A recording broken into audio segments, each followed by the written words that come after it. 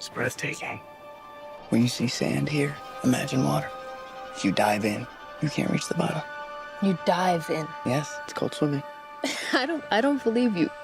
Is it the comeback of the Arrakis Army? Dune Part 2 is nothing short of an epic achievement in the art form of sci-fi adaptation and filmmaking. As Dune Part 2 is still heating the theaters, let's roll out the sandworms. Dune Part 2 is a completely new and unique masterclass of filmmaking by all standards. It is a benchmark for monumental sci-fi for decades to come, unparalleled by anything prior or yet to come. Denis Villeneuve took on the challenging task of adapting Frank Herbert's Dune, not once, but twice, and he undoubtedly succeeded. Dune Part 2 manages to achieve the impossible by bringing Villeneuve and Frank Herbert's vision to life. Returning to the desert planet of Arrakis, Villeneuve delivers a dark and gripping blockbuster. Now, who are all returning to fight in Arrakis?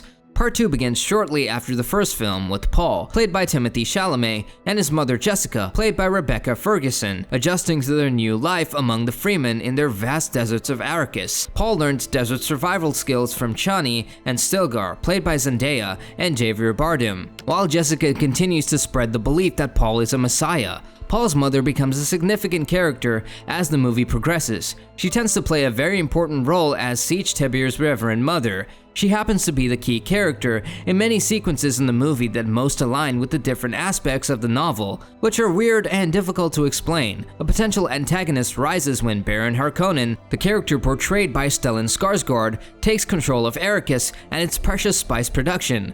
When Beast Rabban, played by Dave Bautista, fails to secure the planet, the Baron sends Fade Rotha, portrayed absolutely sinister by Austin Butler. In his place, he seems to have a genuine hatred for anyone who isn't himself, including his own family. On the flip side, Austin Butler takes his portrayal of Fade Rotha to a whole new extreme. What's intriguing about this performance is how it stands out from the rest. Bautista and Skarsgård deliver exaggerated performances that match the film's tone, but Butler feels like it belongs in a totally different movie. It's like he had complete freedom to make his character over the top and wasn't quite sure where to draw the line. While it's entertaining, at some point, the character was grabbing the whole essence of the movie, questioning other characters. Princess Irulan, portrayed by Florence Pugh, daughter of the Emperor, played mysteriously and controlled by Christopher Walken, also makes an appearance, having played a role in the downfall of the House Atreides. So that's a big addition to the group, right?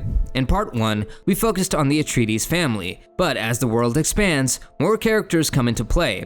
Part 2 carries us in the world of the Fremen, while also introducing additional Bene Gesserit, Harkonnens, and the Emperor and his family. The new characters like Princess Irulan and Feud Rotha give a feel of one dimension. Irulan is basically a cold narrator, and Feud Rotha is just a stereotypical villain. Even though these actors are famous, they don't get much screen time, similar to Zendaya in the first movie. Even though Fade Rotha enters the movie with a bang, his contribution seems to be too small. As the movie progresses, when Paul attacks the Emperor's court, all to grab a deal for the throne to save his court, Shaddam chooses Fade Rotha as his champion, but Paul kills him in a knife duel. It was an ending for Fade Rotha that the audience least expected, but when it comes to the scope of the movie, we can observe a clear expansion here. Initially, it focused on arriving at and understanding Arrakis. However, the second part delves into the origins of a sacred conflict, the continuation of a prophecy, and the domination of an entire galaxy, where the whole of Arrakis is looking for its potential protector.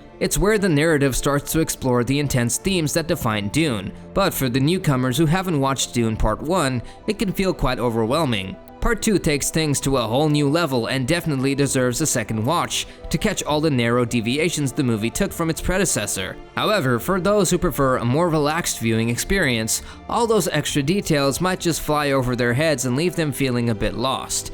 Now, what dynamics does the Paul-Chani combo deliver in the movie? Though the movie spends more time with Chalamet's character, Zendaya steals the show as Chani despite her limited space in the first part. However, the expanded roles in the second part highlight a probable limitation. The first part of the movie did leave some space for the second one to explore the different layers of complexity in Chalamet and Zendaya's relationship. While both actors deliver strong performances, the romantic spark between them doesn't quite convince on screen. Perhaps their connection is better served by the subtle glimpse here and there. The way the movie takes a turn when Chalamet Salome agrees to marry Princess Irulan in the climax will have so much to do with the relationship between Paul and Shani at the present. The film ends with Shani refusing to bow to Paul and departing alone on a sandworm to ride somewhere else. That's leaving a question mark in front of Paul and the audience all at once. Now, talking about the visual treat the movie offers the audience. Villeneuve's visual style in Dune continues to impress, with the world of Caladan appearing vast and vibrant at the same time. The scale of the movie certainly lives up to the expectations of a Hollywood blockbuster. The attention to detail in making the desert feel like a character is evident in the way the sand moves on screen.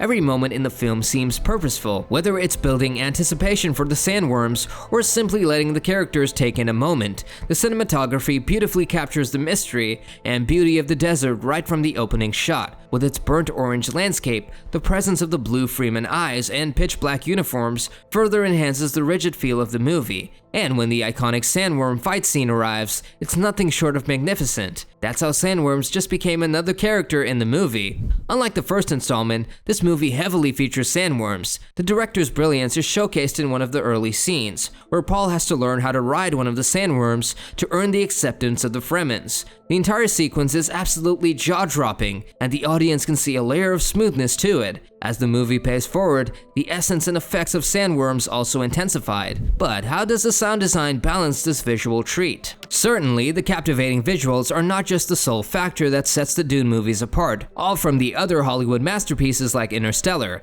the sound design is so impressive that even the most disengaged viewer could certainly take notice. When combined with Hans Zimmer's remarkable musical score, it brings the visuals to life and completely holds the audience in the vast desert landscape. Even the movements of the Harkonnens' machines and ships shows the perfect balance between sound and visuals. Whether it's the intimate moments or the action-packed battle scenes, experiencing this film in a theater with a top-notch sound system will undoubtedly have a hard-to-explain impact on the viewer. So, is this the beginning of Paul Atreides? As Dune Part 2 moves toward the ending, the doorways for a potential third installment are opened, and the story centers around Paul Atreides' challenge to become the new Emperor, as Paul launched a full-scale attack against the Harkonnens, ending with the killing of Baron Vladimir Harkonnen and fighting his nephew Feyd-Rautha. The chances for a war that ended up in finding an Emperor were profound. Apart from that, when Shani left Paul for the better, the possibility of a third film adapting Dune Messiah was exponentially increased.